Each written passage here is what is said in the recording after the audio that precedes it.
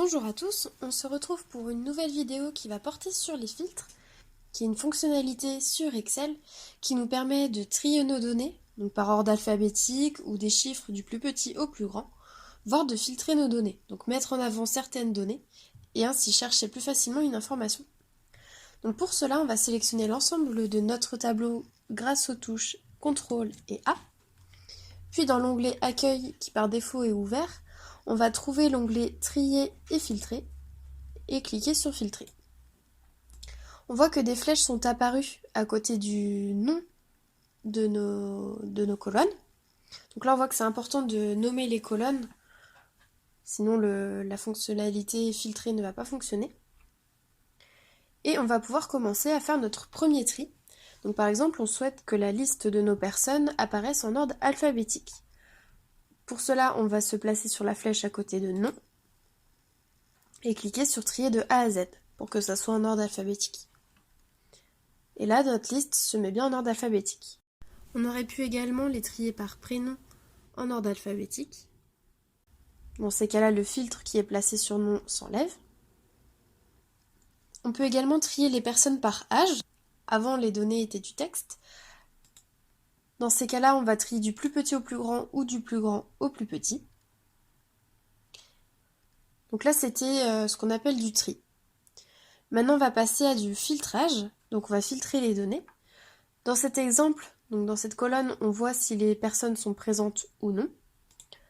Dans ces cas-là, on peut sélectionner si on veut uniquement les personnes présentes ou uniquement les personnes absentes. Et on clique sur OK. Donc là, on voit uniquement les personnes présentes. Ce qui est important, c'est que nos données ne sont pas supprimées. Elles sont bien toujours présentes. On le voit parce que les personnes présentes sont sur les lignes 2, 3 et 8.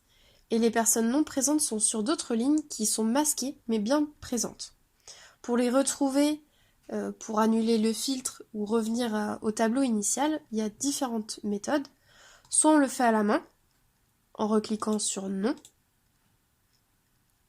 soit, donc je vais remettre mon filtre, soit on va dans l'onglet Accueil, Trier et filtrer, et on peut effacer les filtres ou tout simplement enlever la fonctionnalité de filtrage. Et on retrouve notre tableau comme au début. Donc je remets la fonction de filtrage. On a également donc les filtres textuels. Là, c'est des mots, c'est oui ou non, donc c'est des fonctions très simples.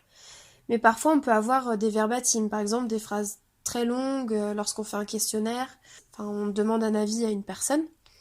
Donc on peut trier donc avec des filtres textuels. Par exemple, on peut voir si le verbatim contient le mot accessibilité, lisibilité, ou des adjectifs ou des mots qui peuvent revenir souvent selon le cas. Donc pour cela, on clique sur notre petite flèche, on va dans filtre textuel et on voit qu'il y a contient. Donc là, nous, dans notre exemple, ce sont juste les mots oui et non, donc je reprends cet exemple, mais ça s'adapte à beaucoup de choses.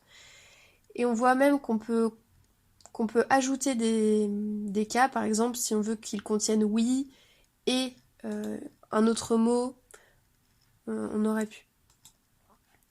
Donc on voit bien nos personnes présentes. Donc il y a d'autres possibilités. Si on veut que le contenu du texte soit exactement comme celui qu'on écrit, ou s'il contient juste un mot, ou s'il ne contient pas justement le mot en question. Je vais annuler mon filtre.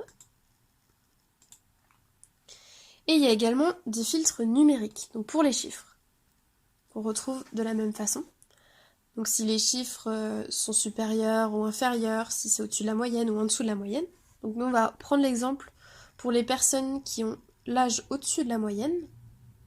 Donc il fait une moyenne à partir de notre base de données et il ne garde uniquement les personnes qui ont l'âge au-dessus de la moyenne.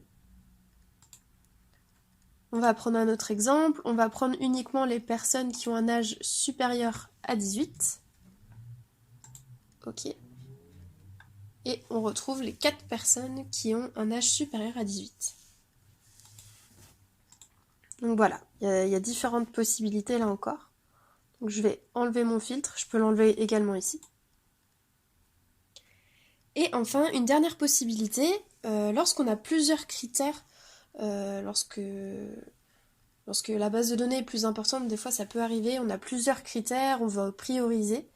Moi par exemple, ce que je vais chercher à faire, c'est mettre en ordre alphabétique les noms. Comme deux personnes ont le même nom, je veux que le prénom se classe ensuite par ordre alphabétique. Donc je vais prioriser ces deux critères-là. Pour cela, je sélectionne l'ensemble de mon tableau. Je vais dans l'onglet Accueil, Tri et filtrer et Tri personnalisé. Donc là, chaque ligne va représenter un niveau. Donc mon premier niveau, c'est le nom. Je veux qu'il me trie mon tableau dans la colonne nom en ordre alphabétique. Et je vais ajouter un second niveau. Donc une fois qu'il aura trié les noms en ordre alphabétique, je veux qu'il range les prénoms en ordre alphabétique également. Et donc on a bien notre tableau avec deux filtres actifs en même temps. Cette vidéo est terminée pour utiliser les filtres assez simplement. N'hésitez pas à vous abonner à ma chaîne pour voir d'autres vidéos.